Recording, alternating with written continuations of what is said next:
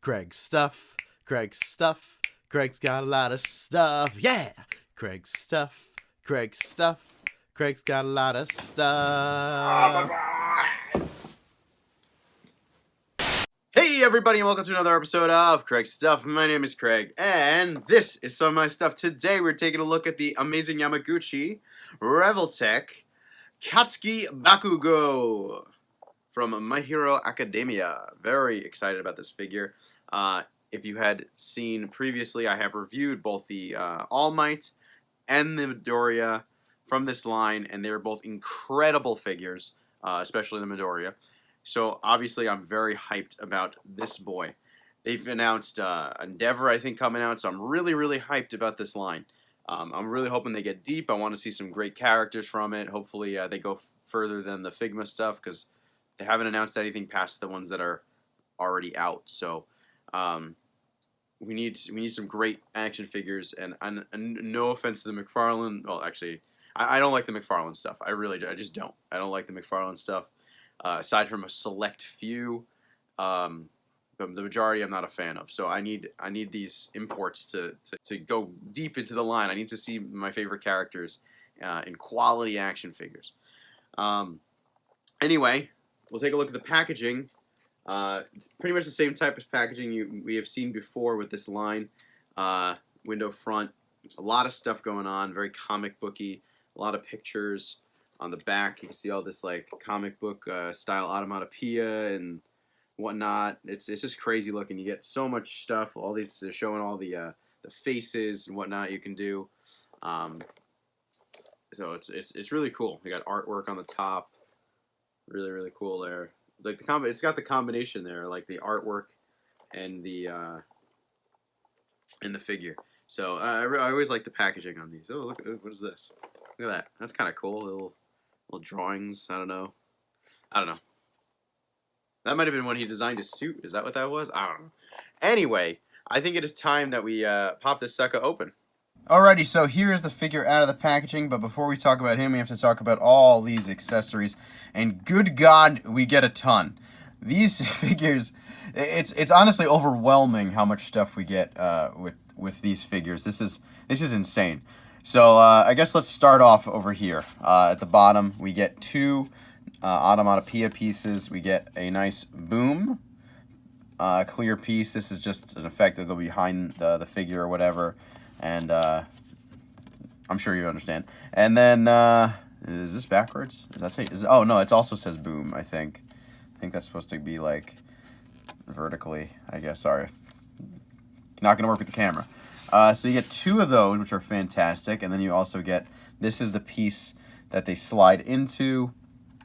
You use them with the stand, and you just stick them on here, and with the stand that you get over here, and you stick it in there, and bada bing, bada boom. Boom, I said it. Get it? Bada bing, bada boom. Okay, then we get the base piece, which is over here. Oh god, I can't pick it up. You have the base piece, which is just your standard base with a arm, plugs in, well, and like that. And then you get, of course, the little grabber, and then the grabber plugs in like that. Okay, so moving on, everyone knows how to use a base piece. Then you get these amazing effect pieces. First off, we have these two explosion effects. These are gorgeous. I think, are they exactly the same? They look pretty much exactly the same. I think. Yeah, I think they look exactly the same. I don't know. But they're gorgeous. They have this very nice translucent plastic, which is painted with the like the oranges and the blacks in the middle and the reds, and it's just awesome. Really cool. Looks just like it's right out of the show. That's really cool.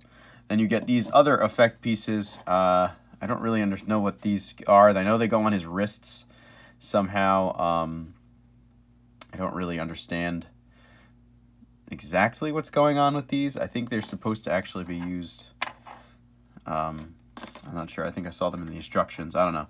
Then you have this, which is the AP shot, I believe, where he, focuses and channels his energy, and then that goes in here, I think, and it goes. So that's really cool. Then you get these alternate wrists. So normally his wrists are these you know, the giant grenades.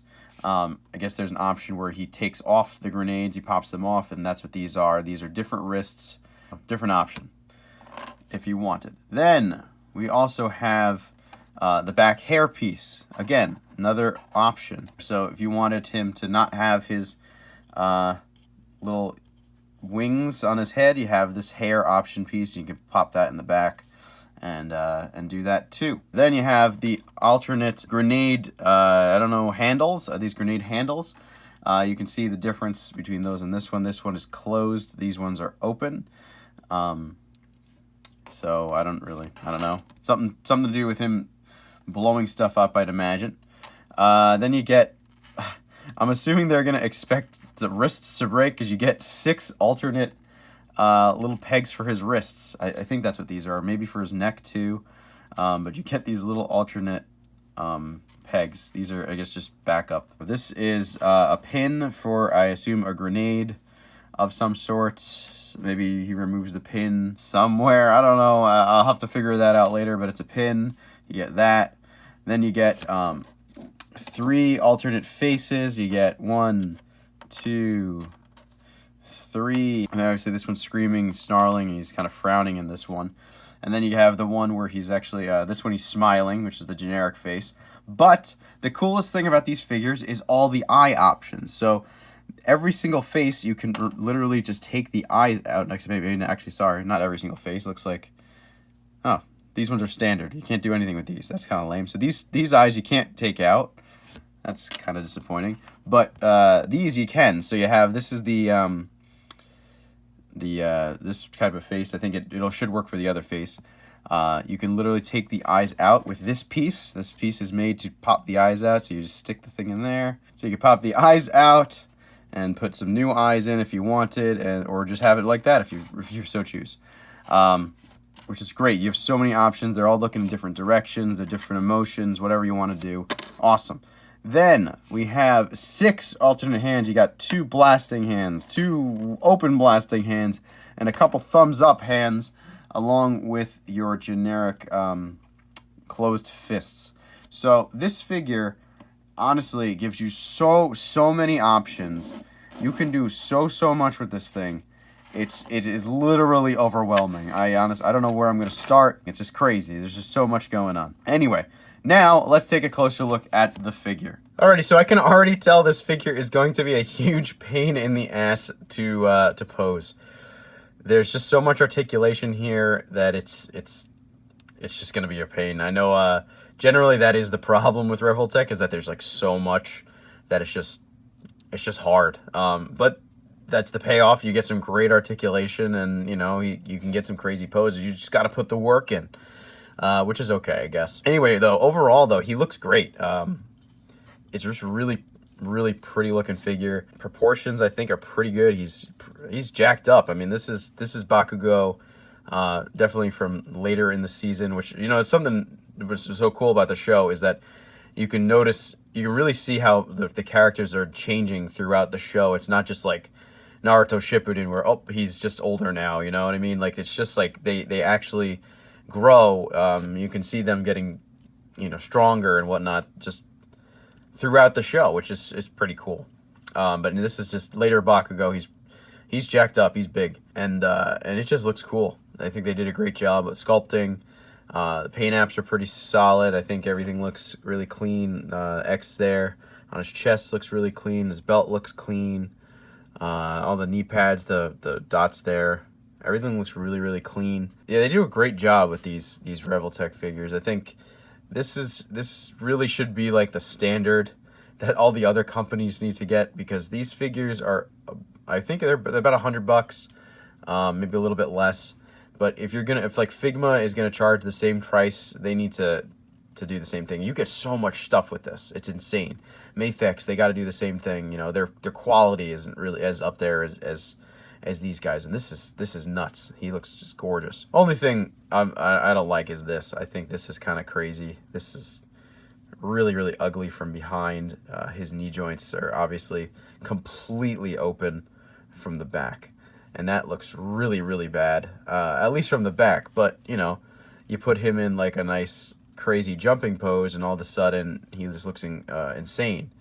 And the way he's designed, it's very tough to do this type of joint, probably any other way. I'm definitely willing to make the sacrifice if it means he can get some really nice posing from him.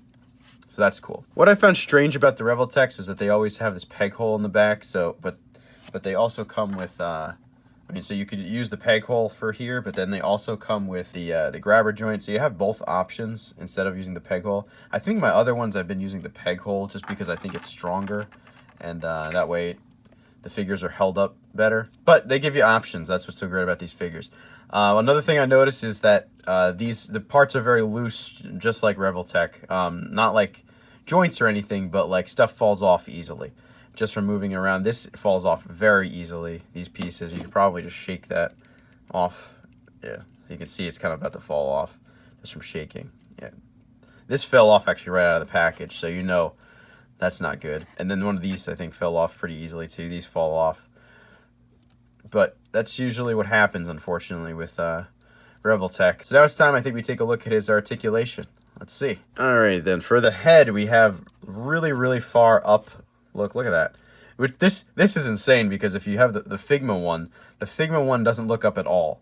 This one looks up better than most figures ever. Then he looks down pretty far. Again, looks really much all the way straight down, which is great. So you have that upper neck ball joint, so you get nice tilt on there. Goes all the way around, spins. Then you have that lower neck motion as well, so you can get that really nice Night at the Roxbury head bob. That's really always really good. But with the lower and upper neck, you really can get a lot of motion. So he can look like, with that lower neck, he's literally looking straight down, you know. He can really get, oh boy. It's like Marilyn Manson right there, right? Also on his head, we have his little wings here. These are on ball joints, so they go nice in and out, up, down, all the way around. And then he has that section of hair here that actually goes in and out to get out of the way. Arms go up just about to a 90-degree angle, maybe a little bit past 90 degrees. They go all the way around, and as you can see, this just fell right off. They do go all the way around, and they have that in and out as well. But you can see here the way it's kind of engineered. It's just kind of like this very open arm thing. And now the other side just fell off too. Now everything's fallen off. Like I told you before, things just fall off. He has a single jointed elbow that goes actually very far in. Although with the grenade, it gets a little bit hindered, I guess. It could probably go in a little bit further when you switch with the other arm, but you're going to probably want to use a grenade anyway, so that's really as far as he's going to get in. Which is actually really good. I mean, that's way better than the Figma one, I'll tell you that. He spins at that grenade, obviously, because that just pops right off, so it does spin there. Then he also spins at the wrist. It does move up, down, and all the way around on the wrist, but it's hard to really get too much motion in there because he is blocked. He has that upper waist motion, which you get all the way around. You get the waist crunch that goes that far forward, that far back. And it tilts side to side, goes all the way around, like I said. And look at that far tilt. That's literally just the upper waist section. Then there's a second, and stuff's falling off again. And then you have that lower waist section. You can see it goes all the way around, and there's back and forward movement there. But combined lower and upper, you get this really, really, really deep. You combine with this head motion, and bam! That's crazy. His legs go this far forward. Let's see, they don't go too far back at all. His butt gets in the way. Then he gets this nice split, almost all the way straight. That's pretty crazy. That's really cool. Then he has the upper thigh cuts, which they're in there. They always look kind of weird. So you get the upper thigh cut there. He also spins at the above the upper thigh cut a little bit. The upper thigh doesn't move too much though. Then he has, as I talked about before, he does have the knee. It's only a single jointed knee, but it goes really, really deep in. That's crazy. He is really, really far in with the knee. That's awesome. He does also spin at the knee, And then at the ankle, they go all the way back, almost straight down. Then he goes all the way up with the ankle. Then, of course, there is ankle pivot, and there is toe articulation. Then he has those little grenade things here. They do rotate a little bit, so you can just move them out of the way if you need to move certain parts or whatever. Those do move as well. Now, one problem I noticed with this figure, as well as the Deku, he's a bit bow-legged. You can see how it's just kind of just, you know, it's just kind of, I guess that's how they designed it, just so he could stand. It's really not that bad, especially when you get him in a pose. You don't notice it at all. But from standing normally, it is a little weird. Bakugo stands just about 6 inches to the top of his head and about 6 3/4 to the top of his little head wingy thingies. And here he is next to the SH Figuarts Goku. And here he is next to the Figma Bakugo. And here he is next to the McFarlane Dark Knight's Death Metal Batman. And here he is next to the Marvel Legends Gibbon.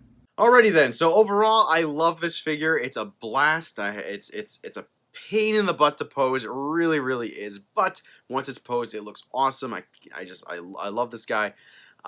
Still not. It is not as good as Deku, mainly because I think Deku was a little bit easier to pose. His design, I think, just works better for this type of figure, which is, you know, that's just how it works. You know, it's just his design is a little bit easier. What are you gonna do? But overall, this is great. I can't wait to see more figures in the line. I'm very, very excited. And if you haven't, make sure you pick up this figure because it's freaking great. Anyway, if you like this video, make sure you leave a like, comment, and subscribe. Please check out my Instagram. It is at CraigStuff. I post brand new videos every Friday at noon. I will see you guys next time. Later.